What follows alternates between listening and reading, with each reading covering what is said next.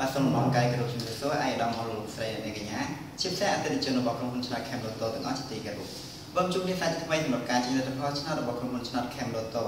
បាទថ្ងៃនេះគឺជាការជិះលទ្ធផលឆ្នោតលើកទី467ដែលរង្វាន់ជាផលសម្រាប់ឆ្នោត Lotto លក្ខី636គឺការឡើងរហូតដល់71លាន71ម៉ឺន0920រៀលបាទឥឡូវនេះកុំឲ្យខាត់ពេលយូរយើងចាប់ដើមចេញលទ្ធផលតែម្ដងជាដំបូងគឺយើងធ្វើការចេញលទ្ធផលឆ្នោត 5D បាទសូមត្រៀម1 2 3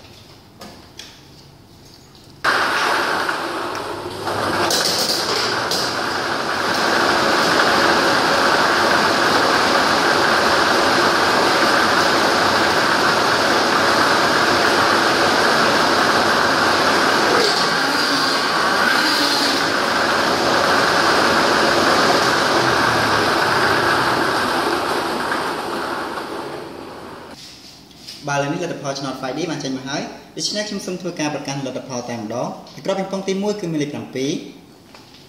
ក្របពីប៉ុងទី2គឺមានលេខ3ក្របពីប៉ុងទី3គឺមានលេខ1ក្របពីប៉ុងទី4គឺមានលេខ3និងក្របពីប៉ុងទី5គឺមានលេខ0បាទសូមបញ្ជាក់ម្ដងទៀតដែលក្របពីប៉ុងទី1គឺមានលេខ7ក្របពីប៉ុងទី2គឺមានលេខ3ក្របពីប៉ុងទី3គឺមានលេខ1ក្របពីប៉ុងទី4គឺមានលេខ3និងក្របពីប៉ុងទី5គឺមានលេខ0បាទនេះឈានទៅដល់ការជិះលទ្ធផលឆ្នោត Lotto Lucky 636វិញម្ដងបាទសូមត្រៀម1 2 3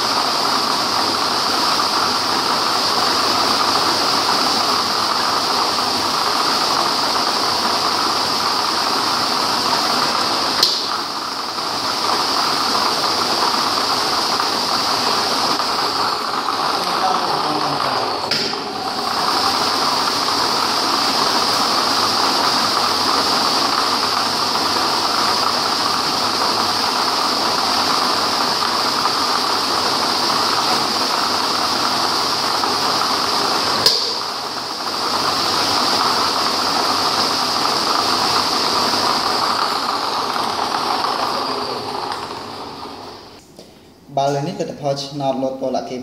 636បានចេញមកហើយដូច្នេះខ្ញុំសូមប្រកាសលទ្ធផលតែម្ដង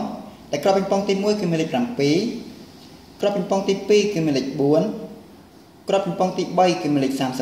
35ក្របពីប៉ុងទី4គឺមានលេខ24ក្របពីប៉ុងទី5គឺមានលេខ27និងក្របពីប៉ុងចុងក្រោយគឺមានលេខ21បាទសូមបញ្ជាក់ម្ដងទៀតដែលក្របពីប៉ុងទី1គឺមានលេខ7លេខ4លេខ35លេខ24លេខ27និងលេខ21បាទឥឡូវនេះការចេញលទ្ធផលឆ្នោតរបស់ក្រុមហ៊ុនឆ្នោត Cam Lotto ក៏ដល់ទីបញ្ចប់អរគុណសម្រាប់ការតាមដានទស្សនានៃការចេញលទ្ធផលថ្ងៃនេះជាចុងក្រោយក៏សូមជូនពរអតិថិជនទាំងអស់សូមជួបតែសេចក្តីសុខសេចក្តីចម្រើនគ្រប់ទូទៅទានមានបានគ្រប់ក្រុមគ្រួសារពេលនេះសូមអរគុណសូមជម្រាបលា